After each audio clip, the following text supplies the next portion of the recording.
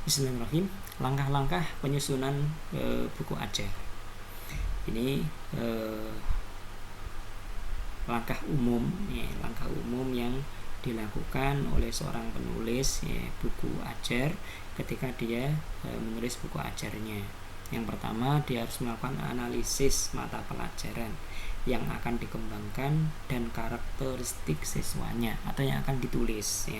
Analisis mata pelajaran yang akan ditulis dan karakteristik siswa yang akan nanti menggunakan buku ajar itu.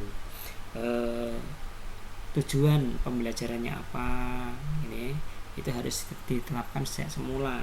Kosakata yang diajarkan apa, itu sudah dirumuskan sejak awal. Dan murid kita itu muridnya bagaimana.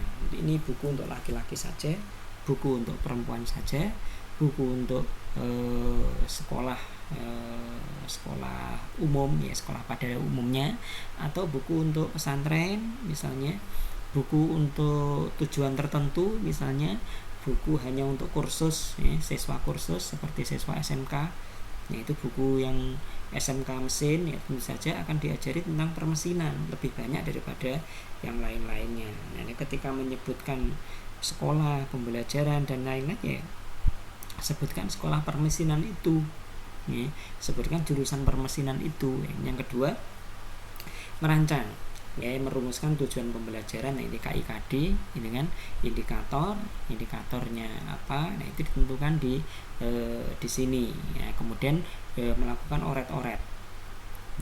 Guru menulis atau penulis buku ajar tadi melakukan penulisan dan penyusunan, petunjuk umum khusus untuk siswa guru, tujuan pembelajaran, materi pembelajaran, strategi media, dan evaluasi. Ini itu ditulis, dioret-oret di bukunya, di buku yang ini yang ditulis itu. Misalnya yang pertama tentang at-ta'aruf.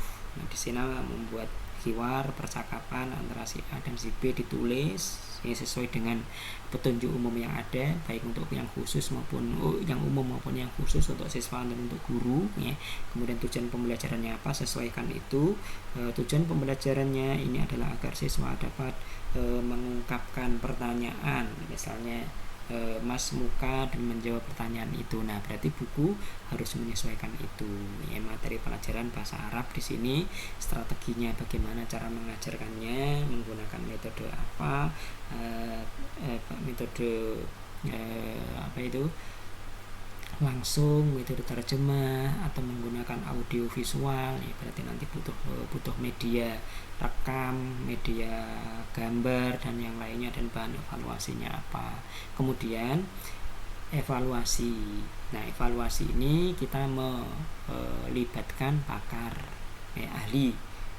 Buku yang sudah ditulis itu tidak begitu saja kita berikan ke siswa, tidak, tapi kita perlu konsultasi kepada ahli yang pakar di bidang itu. Bahasa Arab harus ke ahli bahasa Arab. Kemudian setelah konsultasi ahli, diuji secara perorangan, kelompok kecil, karena kelompok kecil 5 orang, 3 orang gitu kan, diajari buku itu. Kita sendiri yang mengajar sebagai penulis, mengajar kepada mereka bagaimana responnya, bagaimana tajawub, interaktifnya, tajawub bainal Abdullah wa bainal mudarris, ada enggak interaktif, terus apa yang salah, apa yang kurang, apa yang sudah mencapai tujuan, itu semuanya dicatat. Kemudian bisa jadi dikonsultasikan ke ahli lagi, kemudian diuji ke lapangan yang lebih besar, kelas pada kenyataannya, misalnya kelas yang memang kelas yang sebenarnya satu kelas ada 50 orang, 40 orang, atau mungkin 30 orang, 20 orang, tergantung kelas yang ada. Kita uji secara luas ini bagaimana tanggapan mereka. Nah, kemudian direvisi lagi, dikoreksi lagi, baru kemudian dicetak, boleh dicetak secara massal. Nah, dalam penggunaan buku bahasa Arab, ini ada beberapa usulan, beberapa rekomendasi. Yang pertama, bahwa bahasa Arab adalah bahasa Al-Quran hadis Nabi, maka setiap muslim harus mempelajari bahasa Arab sebagai bahasa khazanah intelektual Islam ya. Kecakapan bahasa Arab itu ada 4, yaitu mendengar, berbicara, membaca, dan menulis, dengan tidak melupakan, jangan lupa ini 3 unsur bahasa, yaitu aswat ya, bunyi, mufrodat, dan tarokib. Ingat aswat ya, kita tidak mengajarkan makhraj di sini, tapi aswat bukan